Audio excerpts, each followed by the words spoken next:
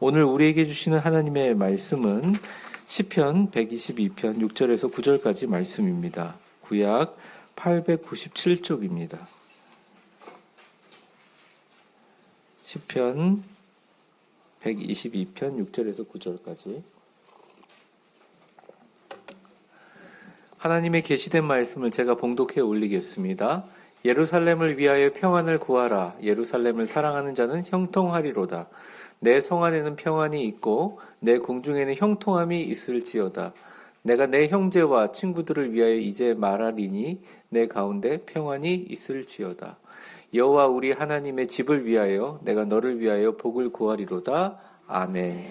오늘 예배 전 찬양도 너무 여러분들 은혜스럽잖아요. 요즘에 너무 감사하고 또 우리 성가대 찬양도 너무 좋았습니다. 우리 이렇게 하나님 앞에 귀하고 복된 찬양이 잘 울려 퍼지는 건 참 좋은 일이라고 생각합니다. 사실은 우리의 인생의 목적이 찬양 아니겠어요? 찬양 받으시고 우리 하나님께 영광의 박수 한번 돌리겠습니다. 오늘 복되어라 주님 세우신 가정 5월의 목회 주제 마지막 설교입니다. 부디 위대한 교회 모든 가정이 복되고 형통하기를 주의 이름으로 축복합니다. 지난주에 이어서 말씀드린 것처럼 사람이 평안하고자 하는 것들, 또 형통하고자 하는 것들은 우리의 모든 삶의 지향점입니다. 사람들의 인생의 목적이 되게 다양해 보이긴 하지만 결국은 평안하기 위해서 삽니다. 평안하기 위해서 무언가를 하지요. 인생의 가장 중요한 것이 무엇이냐라고 막 달려왔지만 결국은 나이가 먹고 인생을 마무리할 때가 되면 나의 인생이 정말 마음이 평안했느냐 그 부분으로 나뉘고 그 부분으로 규정되게 됩니다. 사랑하는 우리 성도님들에게 평안이 넘치시기를 주의 이름으로 축원합니다. 사실 그 평안이 지속성을 잘 갖고 이어지는 형통을 우리는 추구하는 것 같습니다. 기도할 때 기도 제목이 이루어지는 것도 너무너무 중요하지만 기도 제목이 이루어진 그 상태에서 평안이 유지되는 것은 너무너무 중요한 거라고 생각해요. 많은 분들이 어떤 분들은 자녀의 직업을 위해서 그렇게 기도했는데 하나님이 은혜를 주셔서 몇 번의 장고 끝에 몇 번의 고생 끝에 좋은 직장에 들어갔어요. 근데 3달 만에 저한테 와서 막 울먹거리면서 하는 말이 직장 내 따돌림이 너무 심하다는 겁니다. 애가 잠도 못 자고 정신적으로 불안하다는 거예요.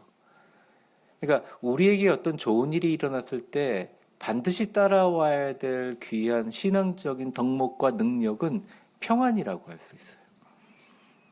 그래서 여러분들이 아예 기도를 할 때 어떤 목표 지향적으로 목표를 향해서 기도하지만 그 목표 가운데 평안도 같이 기도해야 됩니다. 더 정확하게 얘기하면 평안이라는 베이스를 가지고 먼저 기도해야 돼요. 내가 어떤 경쟁하는 곳에 있거나 아니면 어떤 시험을 보거나 아니면 어떤 큰 일들에 대한 해결점을 보일 때 가장 중요한 것은 평안을 구해야 됩니다. 그리고 그 평안이 계속 정착이 되는 것을 우리는 형통이라고 하죠. 그래서 형통이란 개념은 단순히 뭐가 잘 되는 거라기보다는 잘 되는 와중에 이어지는 모든 삶의 공간을 평안으로 채우는 행위라고 할 수 있어요. 이런 의미에서 옆 사람에게 한번 축복해 보겠습니다. 웃으셔야 됩니다. 우리 이분은 조금 피곤해 보이세요? 원래 일부가 좀 더 피곤해야 되는데 웃으면서 한번 축복해 보겠습니다. 당신의 모든 삶의 순간들이 아름다운 평화로 가득하기를 바랍니다. 예전에 소망교회 제가 목회자를 할 때, 교육자를 할 때 당시에 지금은 없어진 기업이지만 우리나라 5대 기업이 되는 회장님이 앉아 계셨어요. 앞에서 5번째 줄. 근데 당연하죠. 부목사님들이 계속 서 있으니까. 그런데 그분이 10,000원짜리를 꺼내면서 손을 부르르 떠는 걸 봤거든요. 그래서 제가 아무리 돈이 많고 좀 걱정이 없는 사람이라고 할지라도 그 가지고 있는 자신의 돈에 대한 마음의 그릇은 다르구나. 이게 어떤 사람에게는 자기 통장에 10만 원밖에 없는데 하나님 앞에 10,000원 드릴 때 별로 문제가 없고, 어떤 분은 자기 통장에 1,000억이 있더라도 1,000원짜리 하나 꺼낼 때 부르르 떤다는 것이죠.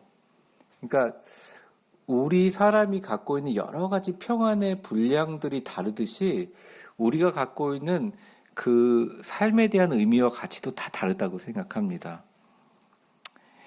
근데 이게 뭐가 문제냐면, 이런 우리 일반적인 것들은 우리 얼마든지 얘기할 수 있는데요. 교회 다니는 사람들은 이 평안의 문제가, 이 형통의 문제가 정말 이 교회와 완전히 연관되어 있다는 거예요. 그래서 교회 가서 은혜를 잘 못 받고, 교회 가서 시험을 받고 스트레스를 받으면서 교회 밖에 월요일부터 토요일까지 열심히 헬스장 가서 운동하고 좋은 것 막 비타민C 막 입에 털어먹고 그래도 건강이 별로 좋아지지 않을 수가 있어요. 왜? 되게 중요한 게 연결되어 있다는 거예요. 굉장히 연결되어 있다는 거예요. 오늘은 여호와의 집의 평안과 형통을 누리는 가정이란 제목으로 여호와의 집인 교회의 평안과 형통이 어떻게 우리 삶과 연결될 수 있을지 5월달 마지막 우리 가정과 그 축복의 가정을 향해서 말씀을 한번 살펴보도록 하겠습니다. 첫 번째 우리 같이 읽어보겠습니다. 시작. 교회와 가정을 평안과 형통의 기도로 연결하라. 제가 어릴 적부터 많이 들었던 그 목사님들의 가르침은 네가 교회를 위해서 기도하는 것이 너 자신을 위해서 기도하는 것이다라는 얘기를 했습니다. 저는 그게 진리라고 생각하고요. 특별히 자기 자신을 위해서 기도하는 것보다 교회를 위해서 기도하는 것이 자기 자신의 응답받는 것보다 더 강력하다는 것을 배웠어요. 예수님도 우리에게 얘기합니다. 너희들이 기도 제목을 자세히 얘기하지 않아도 하나님은 다 알고 계신다. 마태복음 6장 30절에 보면 오늘 있다가 내일 아궁이에 던지는 들풀도 사실은 땔감이잖아요. 땔감조차도 어차피 불에 살을 건데 너무 들풀을 아름답게 하나님께서 만드시지 않습니까? 그러니까 마지막 우리 죽는 순간까지 우리의 모든 삶에 우리가 갖추어야 될 품격을 갖춰야 될 모든 사라지는 풀과 같은 인생일지라도 하나님께서 돌봐주시는데 하물며 너희일 거 아니냐 이렇게 얘기를 하십니다. 그러면서 이 31절에 보면 걱정하지 말라는 말을 이렇게 하시는데 같이 읽어보겠습니다. 시작. 그러므로 염려하여 이르기를 무엇을 먹을까, 무엇을 마실까, 무엇을 입을까 하지 말라. 이 얘기 들으면 화나지 않으세요? 어떤 분은 막 화나신다 그러더라고요. 목사님 따지고 싶다 그러더라고요. 걱정하지 않게 해줘야지 걱정하지 않지 뭐 이렇게 얘기하시는 분들이 얘기 있으시잖아요. 충분히 이해합니다. 그 이유를 얘기를 하고 있어요. 그 다음 절 같이 읽겠습니다. 시작. 이는 다 이방인들이 구하는 것이라. 너희 하늘 아버지께서 이 모든 것이 너희에게 있어야 할 줄을 아시느니라. 이렇게 구하는 것이 만약에 어떤 우리가 절대적으로 우리에게 도와줘야 돼 신에게 구하는 거라면 그렇다 이거예요. 그래서 이방인들이 구하는 것. 근데 너희 아버지께 구하는 것이라면 이미 너의 필요를 다 알고 있다. 어릴 적에 아버님이 용돈을 잘 안 주셨어요. 안 주신 게 맞아요. 그래서 제가 한 번은 어머니 아버님 찾아가서 그랬어요. 제가 신문을 돌려야 주시겠습니까? 그러니까 제가 아버님한테 웃겨. 야, 왜 네가 신문을 돌리냐? 저 용돈이 없어가지고 그래요. 너 국민학교 6학년인데 국민학교란 말 되게 옛날 사람 같은데 죄송합니다. 국민학교 6학년인데 해주겠냐? 아니 내가 그때 주변에 신문사가 있는데 너 할래? 그래서 저 자전거 탈 줄 아니까 하겠다니까 해주신다고 얘기 들었어요. 그랬더니 네 얼굴만 딱 봐도 용돈이 필요한 거 나 다 알고 있어. 알았어 얼마 필요해 얘기하시더라고요. 그러니까 하나님은 다 알고 계신다는 거예요. 정말로. 그래서 하나님께 우리가 뭔가를 자세히 알지 못해서 이게 이루어지지 않는다고 생각하는 건 뭔가 잘못된 것입니다. 그건 그렇지가 않아요. 하나님은 다 알고 계신다는 거예요. 전달이 안 될까 두려워하는 것은 어떻게 보면 시간 낭비와 멍청한 짓이라는 것입니다. 마태복음 10장 30절에서 31절까지 보면 이렇게 얘기를 하고 있습니다. 네, 그거 아니죠. 너희에게는 머리털까지 다 세신 바 되었나니 31절 두려워하지 말라. 너희는 많은 참새보다 귀하니라. 이렇게 나와요. 이게 뭐 어떤 얘기 하다가 하신 거냐면 당시에 예수님이 산상수훈을 할 때 정말 부자들과 종교 지도자들이 앉아 있었던 것이 아니라 정말 먹을 것 없고 힘들어하는 어려운 사람들. 당시에 로마의 젠트리피케이션이라는 정책으로 인해 소작노동으로 일하면서 세금을 200% 300% 빼앗겨서 너무너무 굶어 죽어가는 사람들이 많았고 평균 연령이 22세에서 25세까지밖에 안 되는 그 참혹한 시대에 살아가고 하루하루 살아가는 사람들에게 예수님께서 얘기하면서 그들에게 이제 근데 그들이 유대인이다 보니까 제사는 지내야 될 거 아니에요. 근데 하나님께 드리는 가장 싼 제사가 뭘까요? 최고는 수송아지고 뭘까요? 참새예요, 참새. 참새를 잡아가지고 드리는 거예요. 근데 참새를 팔기도 했거든요. 근데 그 파는 걸 사면 비싸잖아요. 그러니까 참새 어떻게 합니까? 옛날에 어떻게 참새 잡으셨어요? 참새 다 안 잡으셨어요? 저도 잡아봤는데. 그래서 교육이 종탑 올라가가지고 나무까지 놓고 참새들이 쭉 있으면 그 옛날 봉투로 쭉 빼는 걸 했었어요. 옛날 개척교회 우리 하시던 우리 큰아버지 돌아가셨지만 그 참새 하나 잡는 것도 돌 던져가지고 참새 떨어뜨리는 것도 하나님이 다 관장하시는데 그리고 너희들 머리털까지 세는데 뭐 그렇게 자세하게 모르는 것처럼 하나님 다 알고 계신다. 다 알고 계신다. 그래서 중요한 게 뭐냐면 우리가 뭘 원하는지를 하나님께 말하는 것보다 더 중요한 게 뭐냐면 하나님이 우리에게 뭘 원하는지를 초점을 맞추는 게 되게 중요해요. 원래 줄 사람이 하나님이, 줄 분이 하나님이시기 때문에 그렇습니다. 그러니까 여러분들이 만약 가정이 형통하고 평안하기를 원하신다면 내가 정말 가정과 형통하기를 원하는 마음도 너무너무 중요하지만 더 중요한 것은 하나님이 진짜 원하시고 바라시는 평안과 형통의 장소가 가정을 위한 형통과 평안의 장소가 그 힘이 어디에서부터 시작될까 생각하는 것이 우선이라는 거예요. 하나님 관점으로. 성경은 아주 정확하게 얘기하고 있어요. 그것은 하나님의 마음과 아들의 핏값으로 세운 성전이라는 것입니다. 교회라는 것입니다. 하나님의 집이라는 거예요. 먼저 교회를 위해서 기도하고 어떻게든 기도하는 것들이 교회를 향해서 유익이 되는 것으로 기도하는 것이 하늘의 지혜와 축복으로 그것을 구하는 자에게 복을 주시고 형통하게 할 것이라는 거죠. 그게 오늘 본문의 6절인데요. 같이 읽어보겠습니다. 시작. 예루살렘을 위하여 평안을 구하라. 예루살렘을 사랑하는 자는 형통하리로다. 그러니까 우리가 예루살렘을 위해서 교회의 평안을 구하는 거죠. 그런데 교회의 평안을 구하면서 우리는 마음속 깊이 교회를 사랑할 수 있게 돼요. 사실 교회를 위해서 기도하는 사람이 교회를 사랑하게 됩니다. 네, 교회를 위해서 기도하는 것들을 멈추고 내가 갖고 있는 기도를 계속 하게 되면 교회를 나중에 사랑하고 싶어도 그 사랑할 수 있는 능력이 없어져요. 그래서 도식이 있어요. 교회라는 예루살렘을 위해서 평안을 구하는 사람은 형통의 길로 들어가고 그런 형통의 길로 들어가는 사람은 예루살렘을 사랑하게 되고 예루살렘을 사랑하는 자는 형통하리로다라는 도식이 있다는 거죠.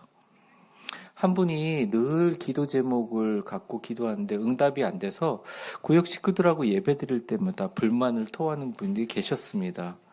왜 내가 기도하는 건 하나도 들어주시지 않고 내 오랫동안 어려운 병, 우리 가족 들어주지 않느냐라고 불만을 얘기했었어요.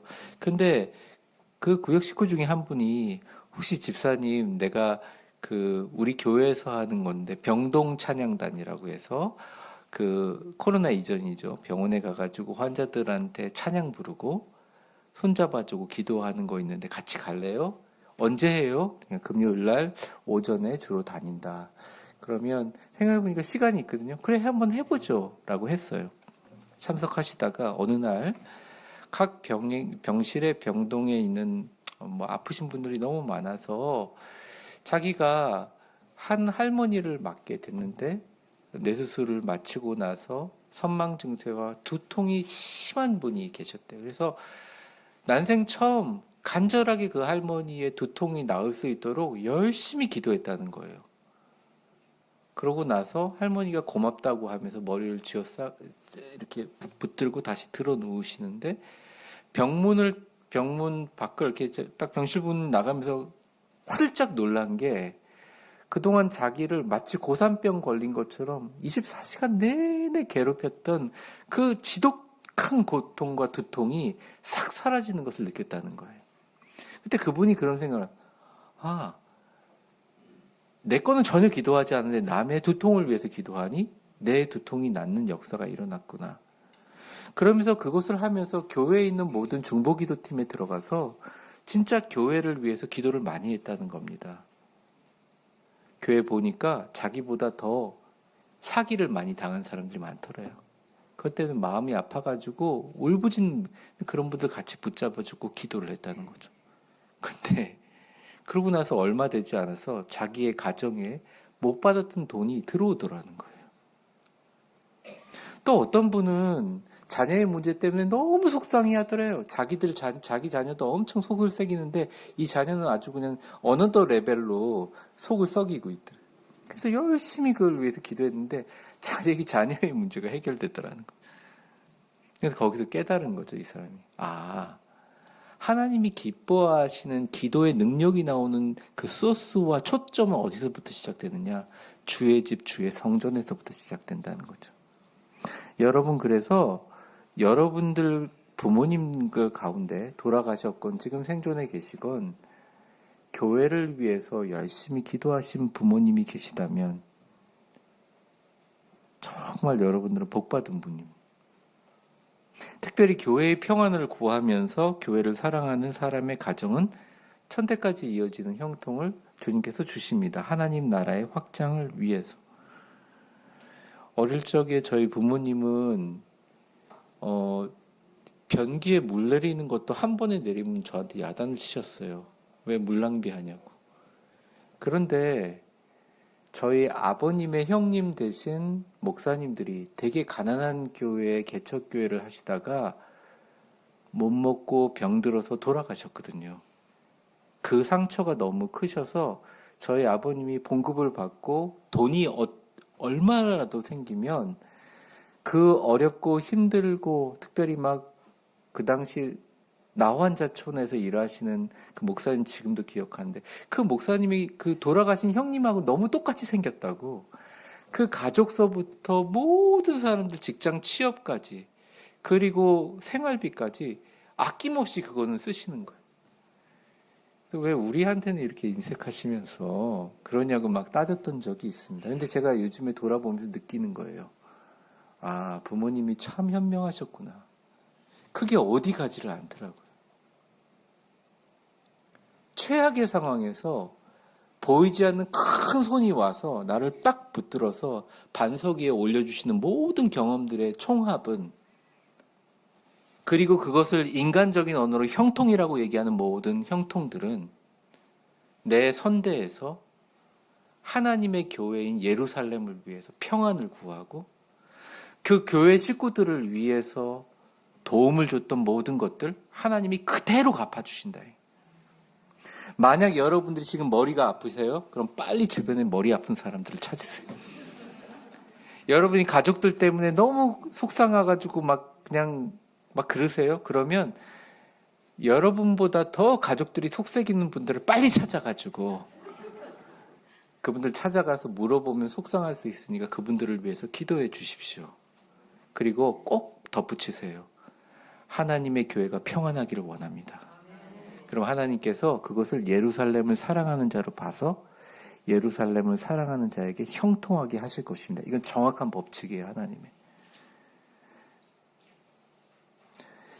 7절에 이렇게 하는 사람들에게 어떤 역사가 일어났느냐. 7절을 한번 보여주십시오. 같이 읽어보겠습니다. 시작. 내 성 안에 평안이 있고 내 공중에는 형통함이 있을지어다. 이것은 왕인 다윗이 스스로 받은 말이기도 해요. 가정의 주인이 하나님이심을 가리키는 부모, 목회자들과 교회 일을 존중하고 소중히 여기는 모습을 삶으로 보여주시는 부모. 그리고 그 마음으로 분명한 삶의 축복과 은혜의 기준을 보여주시는 가정은 믿음의 명문 가정으로 반드시 자라가게 합니다. 저를 한번 따라해 보겠습니다. 여러분의 가정에 평안이 있을 것이고 여러분의 삶의 공정에 형통함이 있을 것이다. 이것은 하나님의 말씀입니다. 정리하면 이거예요. 교회와 가정을 따로 두지 말고 교회와 가정을 평안과 형통의 기도로 연결할 때 영원하신 마르지 않는 형통의 샘물이 가정에서 복을 받게 된다라는 것입니다. 두 번째입니다. 같이 한번 읽어보겠습니다. 시작. 일상의 사람들과 교회를 위해 평안을 축복하면 형통의 사람들이 다가온다. 말은 너무 중요해요. 말은 일단 내가 듣습니다. 그리고 두 번째로 화면 내려주세요. 하나님이 들으세요. 그리고 더 중요한 것은 오늘 얘기한 것처럼 내가 말을 할 때 주변에 사람이 있으면 그 얘기를 듣습니다. 어떤 분이 저를 만나자마자 나는 반드시 잘 될 거고 정말 훌륭하게 될 겁니다. 얘기해서 그분이 되게 마음에 들었어요. 그래서 정말 훌륭하신 분이구나. 그래서 같이 대화를 하다가 밥을 먹게 됐는데 저한테 첫 마디가 이겁니다. 저 삶은 왜 이렇게 쓰레기 같은지 모르겠어요. 그렇게 얘기해요. 죽지 못해 삽니다. 이렇게. 그러니까 이분이 무슨 책을 읽거나 신앙적인 관점으로 이런 얘기를 많이 하면 복을 받는다는 것을 알기 때문에 실천은 하되 실제 속마음은 마음 터놓고 편해지니까 얘기하는 게 나는 너무 힘들다는 거예요. 어떤 분은 부모님으로부터 정말 사랑받고 잘 교육받아 왔는데 정신적으로 어려움이 있어가지고 같이 상담을 하고 이야기를 나눠보니까 그냥 자신의 삶은 너무너무 비참했다고 얘기하는 거예요. 그 말 한마디로 그 삶이 그렇게 정리되는 거죠. 목사님들을 하고 같이 세미나를 갔는데 저도 엄청나게 은혜를 받았어요. 진짜 훌륭하신 분이고 많은 인사이트를 얻었습니다. 근데 이제 본고차로 같이 돌아오는데 어떤 목사님이 한 분이 들어봤는데 그거 별거 아니더만 이렇게 얘기를 하는 거예요. 근데 참 신기해요. 긍정적인 말은 안 퍼지지만 별거 아니더만 하니까 별거 아닌 것에 대한 근거를 막 얘기하기 시작하는 거예요. 제가 돌아오는 1시간 동안 별거 아닌 것에 대해서 계속 얘기하고 나의 하루는 이게 뭔가 내가 대신방 한 집이라 더 할 수 있는 시간에 내가 뭐 하고 있는가. 나의 삶의 의미와 가치가 그대로 적용되더라고요. 여러분 아프시면 아프다는 말보다는 완전히 치유될 것이라는 말을 진심으로 할 수 있어야 돼요.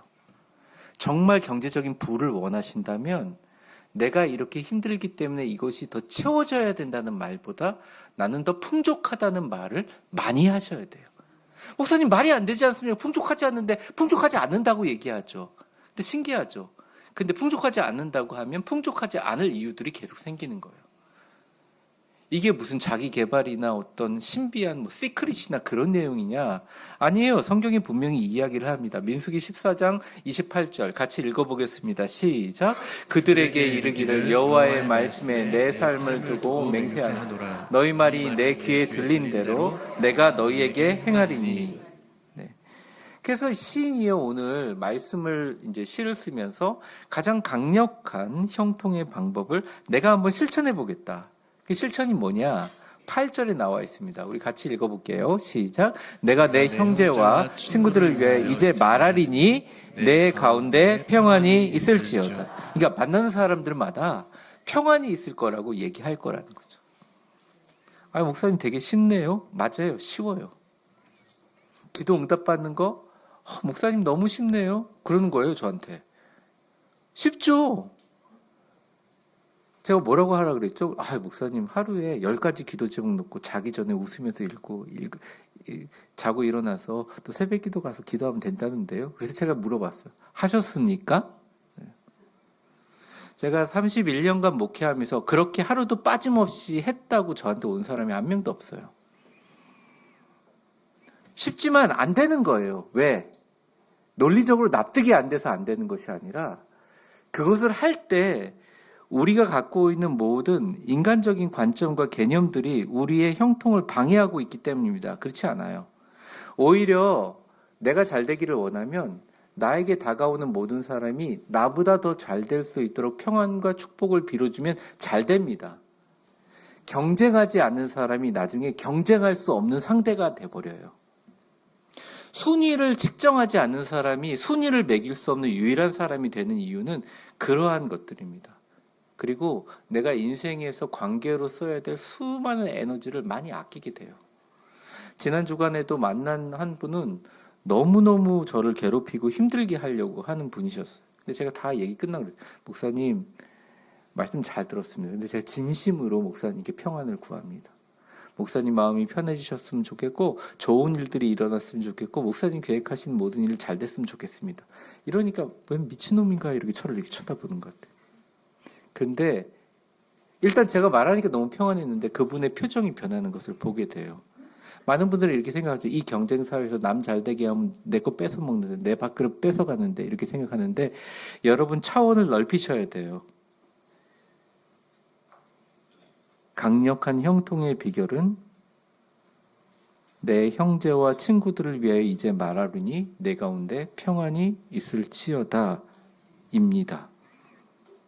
그러면 형통의 사람들이 흘러 들어오게 됩니다. 시편 135편 2절에서 3절까지 보면 여호와의 성전 뜰에 서 있는 너희여 찬송하라 이렇게 얘기합니다. 그냥 내려주세요. 이 말은 뭐냐면 성전 뜰은 성전으로 진입하기 전에 수많은 사람들이 몰려 있는 곳이에요. 근데 그들과 성전에 가서 예배하기 전에 먼저 찬송하라는 거죠. 그 말은 뭐냐면 우리의 삶에 사람들과 만나고 소통하는 모든 과정들이 찬송이 되어야 한다는 것인데 그 찬송은 뭐냐면 사람들 만날 때마다 평안을 구하는 것입니다. 그렇게 평안을 구하면 어떤 일이 일어나느냐 오늘 마지막 9절의 말씀이에요. 같이 읽어보겠습니다. 시작. 여호와 우리 하나님의 집을 위하여 내가 너를 위하여 복을 구하리로다. 그러니까 복을 빌어주면 그 사람들이 우리에게 복을 빌어주는 축복과 형통의 사람들이 흘러 들어오고 곁으로 다가오게 된다는 거예요. 사랑하는 성도 여러분, 성도들의 가장 아름다운 모습이 서로를 축복하고 기도하는 모습입니다. 이 모습 자체가 최고의 평안과 형통이라는 거예요. 여러분, 그래서 아예 뭔가가 잘 되기를 원하고 뭔가가 잔잔하면서 따뜻하고 불타는 것 같으면서 환하기를 원하신다면 어떤 경쟁의 구도에 딱 들어갔을 때 그 경쟁에서 잠깐 벗어나서 나는 나 나름대로 사실은 우리 인생 그런 거 아니에요? 나는 내 팔 흔들고 살고 너는 네 팔 흔들고 사는 거 아니에요? 남의 걸 신경 쓰기에는 너무 시간이 없잖아요. 그런데 어쨌든 연관된 사람들이 있으면 내가 가지고 있는 최고의 평안을 위해서 그들에게 평안을 빌어주세요. 안 받으면 돌아와요. 마태복음 10장 11절에서 13절 어디 가정에 가든지 딱 합당한 사람 머물라. 12절 그 집에 들어가면서부터 평안하기를 빌라는 거죠. 13절 같이 읽어보겠습니다. 시작. 그 집에 이에 합당하면 너희 빈 평안이 거기 임할 것이요 만일 합당하지 아니하면 그 평안이 너희에게 돌아올 것이니라. 이건 진리인 것 같아요. 그러니까 내가 뭔가를 막 추구하려고 하면 할수록 안 되는 것. 내가 경쟁에서 이기려고 하면 안 되는 것. 내가 병을 나아야지 하면 할수록 몸이 더 아픈 거. 내가 뭔가를 노력하면 해야지 하면서 계속 슬픈 거. 어떤 사람에게 기대에 충족하려고 내가 열심히 살면 살수록 허탈한 것. 이 모든 것의 비결은 내가 아예 마음적으로 나의 형통과 복을 주시는 게 하나님이시기 때문에 하나님의 시선과 하나님의 정성과 하나님의 마음이 거하시는 이 예루살렘과 같은 하나님의 성전에서부터 시작해서 하나님이 다스리는 일상의 모든 사람들을 만날 때 그들에게 평안을 적극적으로 축복하면 하나님이 우리의 평안을 책임질 수 있는 축복의 사람들을 붙여주시고 보여주신다. 인상 쓰고 얘기하면 좋은 사람이 올 줄 알았는데 인상 쓰고 얘기하니까 더 인상 쓴 사람들이 다가오더라고요. 말을 세게 하면 말을 잘 들을 줄 알았는데 말을 세게 하니까 저보다 더 독한 놈들이 붙더라고요. 말을 곱게 하고 부드럽게 하니까 더 좋은 사람들이 왜 나 같은 사람한테 이렇게 잘해주지 하는 사람들이 붙더라는 거죠. 사랑하는 성도 여러분, 연습 한번 해보겠습니다. 옆에 보면서 웃으면서 한번 얘기해 볼 거예요. 당신의 모든 삶에 당신의 모든 삶에 최고의 평안과 최고의 평안과 형통이 넘치실 겁니다. 겁니다. 네, 안 받으면 말고요. 안 받으면 말고요. 어차피 돌아오게 돼 있으니까. 결론을 짓겠습니다. 오늘 우리가 4주 동안 가정의 평안과 형통함을 같이 나눴는데 이거예요. 되게 단순한 것 같아요. 우리가 교회와 떨어져 있다 생각하고 자꾸 교회에서 예배는 잘 의무적으로 드리고 가정에 나가면 막 힘든 지옥 같은 삶으로 들어간다 생각하지 말고 내가 그냥 교회가 돼서 세상을 나갈 때 평안을 선포하고 은혜를 끼치는 교회로 간다라는 생각을 하시면 좋을 것 같아요. 그래서 여러분 교회 와서 기도할 때 말이죠. 자기 일은 잠시 있고 자기보다 더 힘든 사람들을 위해서 기도하잖아요. 적극적으로 하잖아요. 매달리지 않으면 하나님이 번쩍 들어서 책임져 주십니다. 사실 그걸 믿음으로 보기도 해요. 하나님이. 얘가 믿으니까 별로 거기에서 내가 해주마. 그 다음에 두 번째는 거죠. 일상 속에서 내가 하는 말이 엄청 중요한 거예요. 내가 하는 말이. 나 자신에 대해서 비관하는 말도 너무 나쁘지만 더 나쁜 것은 굳이 뉴스 보면서 욕할 필요 없어요. 욕 안 해도 어차피 좋은 일이 별로 일어나지 않아요. 제가 10년 동안 봤는데 별로 좋아하지 않아요. 계속 돈과 사람의 욕심의 가치만 더 증가될 뿐이에요. 근데 여러분이 다니는 곳에 축복의 증거가 되고 희망의 증거가 되려면 이제부터 여러분들을 얽매고 있는 모든 것들과 반대되는 상황들을 계속적으로 이야기하고 다니고 그것을 하나님의 교회를 향한 사랑으로 연결하십시오. 그러면 주님께서 역사해 주실 겁니다. 이것은 하나님의 말씀입니다. 기도하겠습니다. 축복합니다. 이제는 우리 주 예수 그리스도의 은혜와 역사의 주관자가 되시는 하나님 아버지의 크신 사랑과 성령의 충만하심과 교통하심이 하나님 제가 몸이 아파요. 하나님 우리의 가정이 불안합니다. 하나님 자녀 때문에 걱정이에요. 나에게 마음의 슬픔과 병을 준 사람 때문에 미워서 잠이 오지 않습니다. 기도하였다가 주님 저보다 더 아픈 사람들을 위해 평안을 구하고 기도하겠습니다. 저보다 가정이 더 힘들고 어려운 사람들의 평안을 구하고 형통하겠습니다. 저보다 자녀의 문제 때문에 더 걱정하는 사람들을 찾아내 함께 중보하겠습니다. 저보다 더 다른 사람에게 마음의 상처를 받은 사람들을 위해 기도하고 나에게 마음의 상처를 준 사람을 위해 평안을 구하겠습니다. 주님, 이제 너를 위하여 내가 평안하게 하겠다. 형통이 있을지어다 하신 말씀 아멘으로 받겠습니다. 내가 매 순간 일상 속에 만나는 모든 사람에게 교회 만나는 모든 성도들에게 최고의 평안을 선포하고 그 평안과 형통을 교회와 가정을 연결하겠습니다. 그렇게 기도하고 실천함으로 남은 인생 참 형통함으로 잔잔하고 환하고 뜨겁게 주님의 축복으로 불타오르는 천대까지 이어지는 은혜의 명문 가정 만들겠습니다. 자녀에게 가르치겠습니다. 주님 앞에 기도하며 나아가는 축복의 모든 성도들 머리머리 위에 이제와 영원히 함께 계실 것을 간절히 축원하옵나이다. 아멘.